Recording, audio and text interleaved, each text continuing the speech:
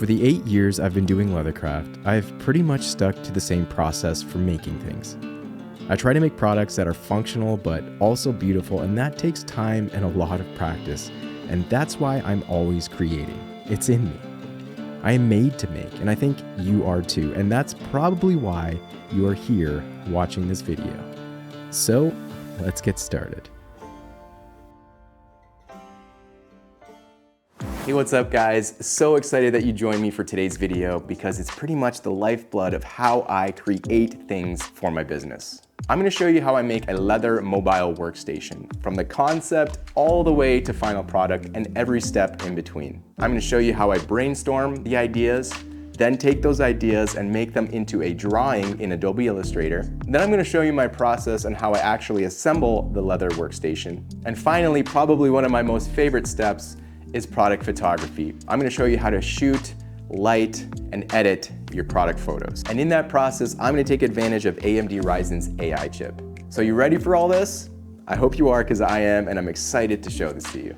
Oh, and if you wanna win this exact same laptop model, plus the leather mobile workstation that I'm going to be making for this thing, stick around to the end of the video and you can find out just exactly how you can get your hands on one of these. Okay, you guys ready? Me too, let's go.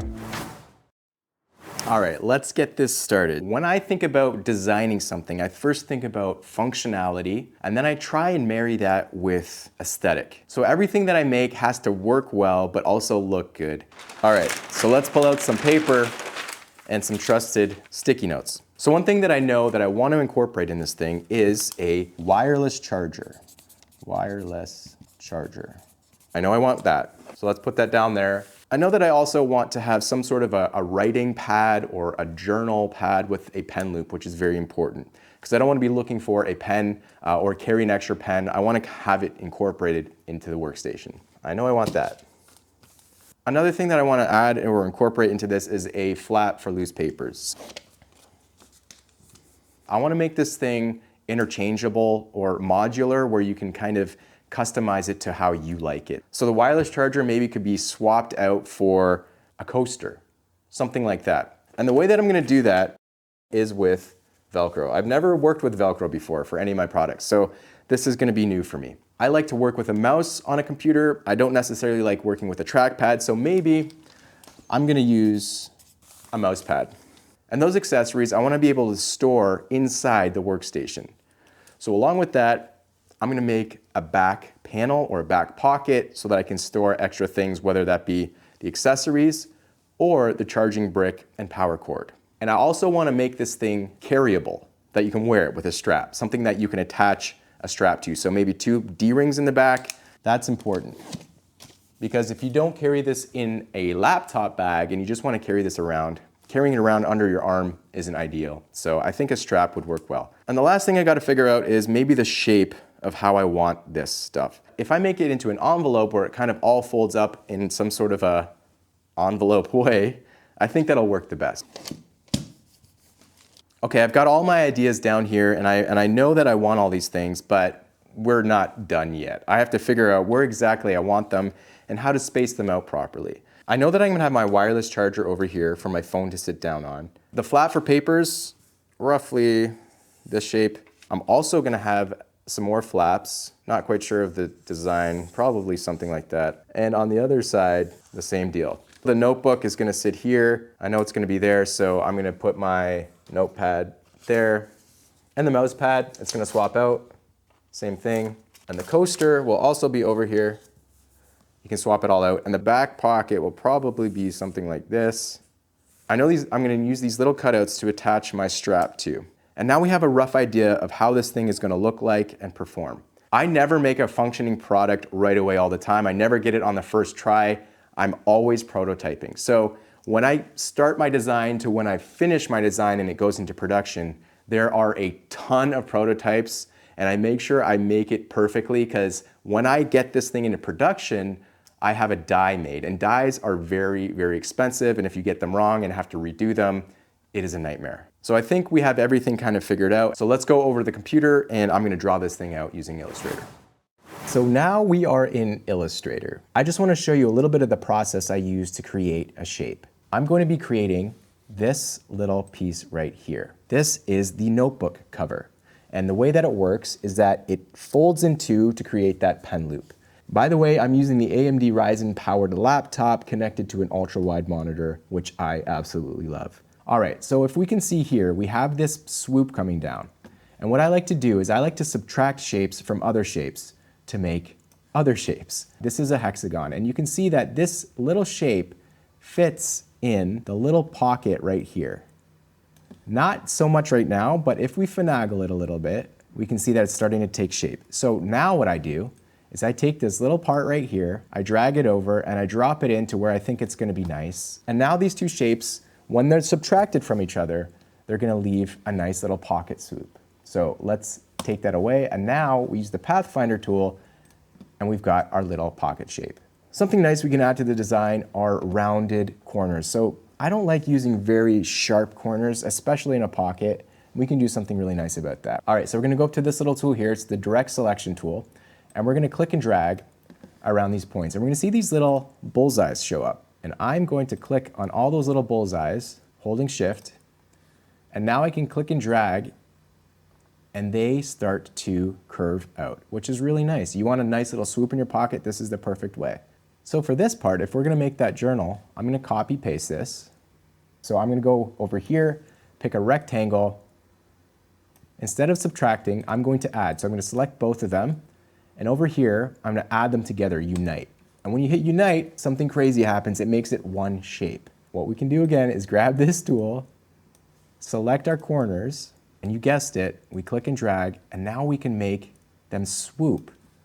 And now, when you cut this out, and when you fold it up together, it's gonna have a nice swoop where the pen loop is. Like I said, this isn't gonna be an in-depth tutorial. I just wanted to show you quickly how I make shapes. And the same process keeps happening over and over and over again until you have something like this. So all of these shapes were made the same way. I never get things right the first time. This is hours and hours of work, but if you keep practicing, you're gonna do well. Let's take this design, take it over to the laser cutter, cut it out, and then start assembling it.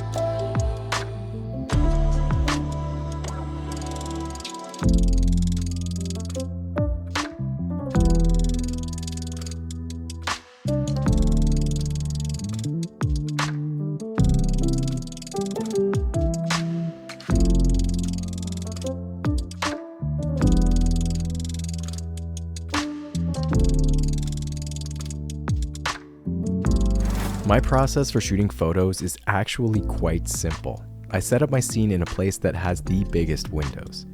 Natural light is always my favorite. I have white curtains that act as a giant softbox, which really spreads and softens the light. If I want a more contrasty light, I simply pull the curtains aside. I like to set up my scene by experimenting with different configurations, so I try and move things around until I find a setting that looks and feels right. Sometimes this process takes a while, so just simply enjoy it. Then I shoot. I move around to different angles and see how the light reacts with my products. I try to shoot as many photos of different things or configurations as I can. And then, when I feel like I've got enough photos, it's off to the editing room.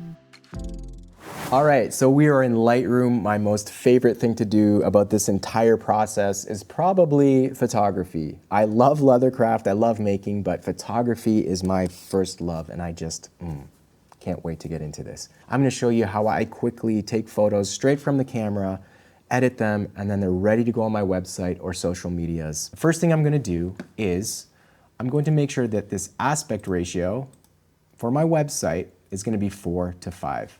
So over here, I can also hit auto and it'll make everything straight in terms of straight lines up and down. So if it's warped a little bit when I took the photo, if I wasn't on center, it's making it good now. So we're gonna hit enter and now, there we go. So I'm gonna come over here quickly. I'm gonna go to my Portrait 160, lighten this up a little bit, just playing around with exposure.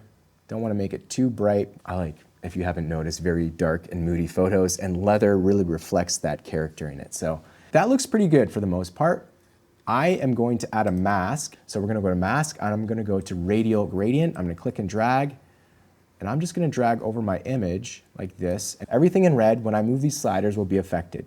So I don't want to affect the whole image, I want to invert this. So the middle part is not going to be touched, but the outside parts are going to be touched. Now when I move the exposure slider, you can see what happens. The middle doesn't change, but the outside does. And I use masks all the time in my work. I really like using them. I'm going to make the bottom part just a little bit darker, just to give it a little bit more pop. And I think that looks pretty good the way that it is, except for a couple dust pieces. So I'm going to go to the remove tool and I'm going to punch in here to 100%. And I'm gonna look for all the pieces of dust that I just don't want there. What you can do when you're shooting is remove all the dust as much as you can with a blower or a brush so that in post, like what I'm doing now, you're not wasting your time as much. And for the most part, great, perfect. That can go on my website or it can go on my socials like Instagram. Now we're gonna change this, crop this aspect ratio to a 9:16. So we can throw it in our stories or reels or whatever. The aspect ratio is different. So we're gonna go to 9:16 or 16:9, however you wanna say it. And we're gonna pull this out. But if I do that, it doesn't quite fit. You see that the window here is in the way. And that's not a look that I want.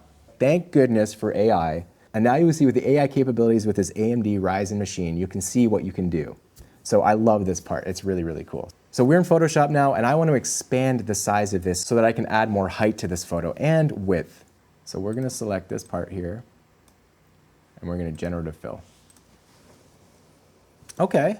And we're going to select this bottom part here, generative fill, generate. Interesting, cool. It's doing what I want so far. Let's select this part too. Let's see what it does. Cool. It actually did a really good job. So you can actually cycle through the different options. I think I'll probably stick with that one. That actually looks really good. I'm really impressed with that. So this was the before and this was the after. And you can see how generative AI has completely transformed this photo and you wouldn't even know it. And the new AMD Ryzen AI chip has done a phenomenal job. Super quick. All right, I'm gonna keep editing and then I'll throw some of these photos up later so you can go check them out. All right, guys, there we have it, a complete build of this mobile leather workstation from concept all the way to final product. I think sometimes you might get frustrated when you start to learn how to design something, but please do not give up. Keep going, keep designing, keep making mistakes, because we only learn from our mistakes. As mentioned at the beginning of this video, if you would like to enter to win this laptop and this mobile workstation, all you have to do is click the link in the description and it will tell you exactly how you can get your hands on this awesome package. Alright guys, that is it from me. I really hope you enjoyed this video. If you have any questions whatsoever, please drop them in the comments below and I will get back to them as soon as I possibly can. Thanks again guys, and I can't wait to see you in the next one.